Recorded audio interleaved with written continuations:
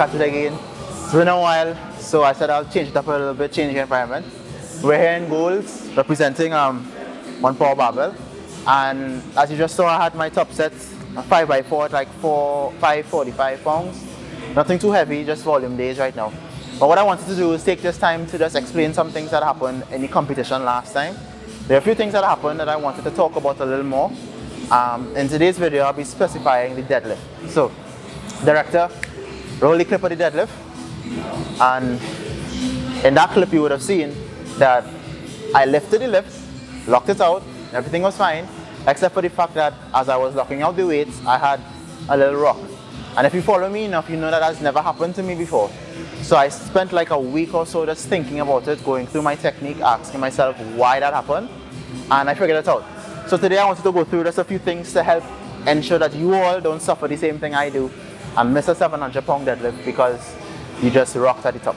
So if you follow me here, this is the top set that I just finished doing. I'm not going to lift it again because I'm too tired, but I wanted to just demonstrate. So I'll ask the cameraman to come to the side so you get a side profile.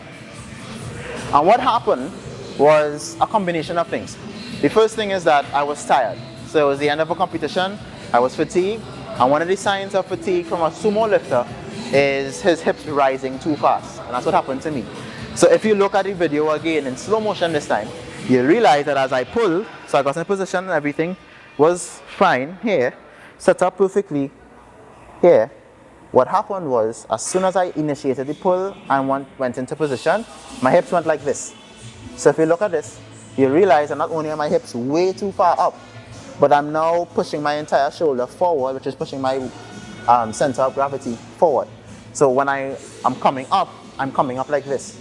So I locked out, and as I was extending here, because all my weight shifted from forward to back, it rocked me onto my heels and then rocked me back forward, which is what causes me to go like that. So the tip from me to you all, to avoid that is very simple, and that's staying patient even if you're tired. So I spoke to my coach already and I asked him about things we can do to improve that, and we're obviously going to do some things to implement and to stop that from happening. But what I'm going to advise you all to do is that when you start your position on your sumo, everything is close, everything is straight down, do not rush. So if you find yourself doing this a lot, many times it's because you're trying to rush the bar off the floor and not waiting for the bar to be pulled off with all the slack out. So pull, slack, get in position, and stay in this position so that everything rises at the same time. So that way your balance wouldn't be forward, won't be back, and you won't suffer the same fate as I did. So let's continue on the video. I have some stuff like that left to do now, and I hope that helps you a lot.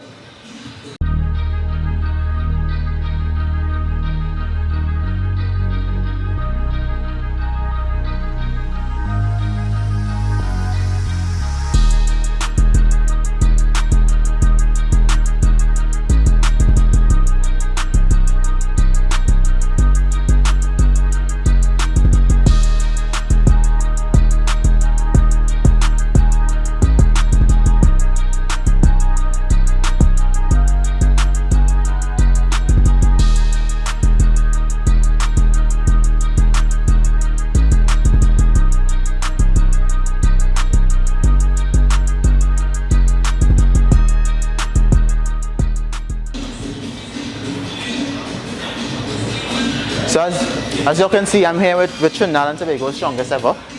Oh yeah. Trinidad and Tobago's alternate 69, the official backup 69 kg. I just wanted to ask a simple question here today, ladies and gentlemen. What, in your opinion, is better as a lift? Sumo or conventional?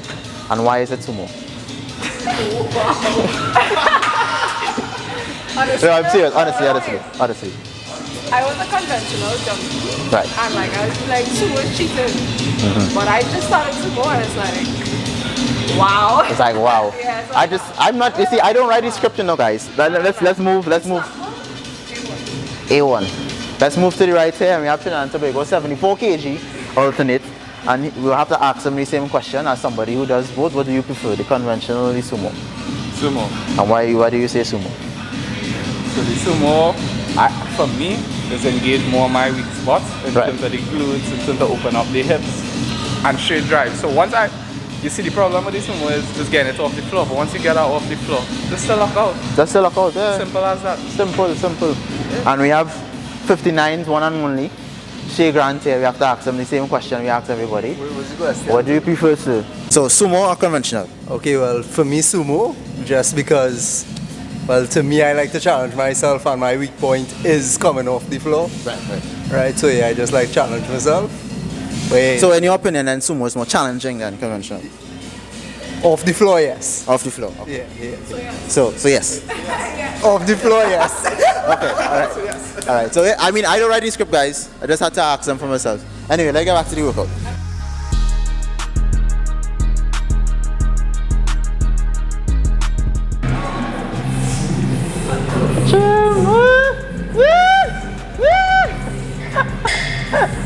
Yeah, fool boy.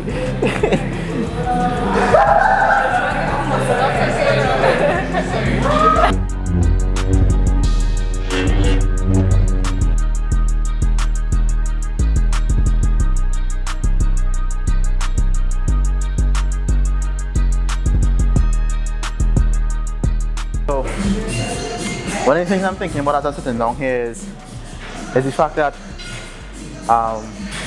this is, I think, my 8th year, 2016. This is my 8th year in powerlifting, and one of the things that has been the definition of my training has been like, what's the word? Like you zero in on your particular target, so you have like your blinders up, and tunnel vision. That's the phrase.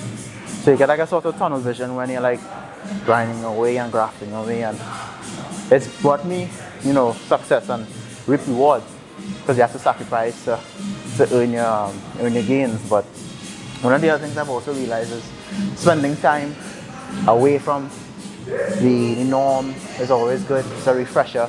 Like I made some friends there, people like Shay and Alex and those people, and Ryan, who are here with me. And they're the kind of group that always remind me that you must have fun while they're being serious. So they always are able to laugh with any kind of situation. And there's a kind of appreciation section here where you have friends who are supporting you and are for you 100% and always there to encourage you, even if you don't necessarily ask for it. They come and give you that attention and they see some good in you. You cherish those friends and you be grateful for them, because they don't come a lot, So when they'll see this, appreciate you all. And this is also me trying to break the norm. I'm very, very tunnel vision when it comes to my training, so these opportunities to go abroad and just go to a different gym and go with friends don't really come that often. So when they do come, I try to take them. And see, like I have like a 5-month off season before my next competition. I'm going to take advantage of these things a little more, just so I enjoy training. You don't want to be in training and you're not enjoying it as much as it's serious. There must be some enjoyable moments about it. That's in my opinion anyway. And that's what makes it easier to go back and back and back again. So, there's some piece of advice from me and yeah, some words of wisdom, I guess.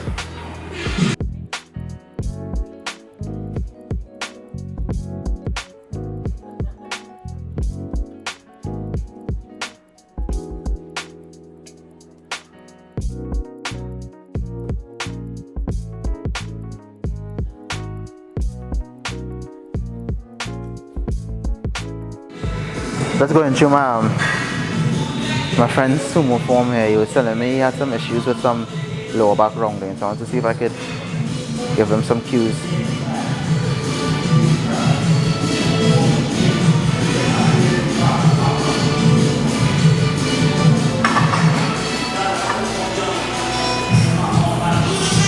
Okay.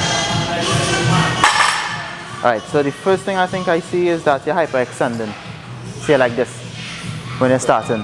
So what's happening is that when you reach here, when you can't hold this like hyperextended position anymore, you're collapsing. So that's what's causing you to go here. So what they say is that you're keeping a stacked position here. So you're not trying to overextend too much to the point where you're getting a hyperextension here. You're trying to stay as stacked as possible and neutral. So when you stay neutral and you brace, you're keeping this position here, instead of trying to keep this position, and then when you collapse, it collapses here. I have this cue for my squat a lot. So you see you're standing here, try and tuck your pelvis under you. So you're right now, right there. So stay there and now go down. Right. Bar close to you, pull them shoulders back and chest up. Yeah. So you see how we was going down, it started to round? That's because the bar was going farther away from you. So what's going to keep you with a neutral spine is keeping your lats engaged throughout the lift. So with those cues I just gave you, plus a strong core, you'll be able to hold the position for heavier weight. Yeah, so you should be good there. So just work on that core. I think the core is the key. If you can get your core strong enough to hold your position up for heavier weights, then you'll be able to hold a consistent sumo position. Because that's all it is at that point.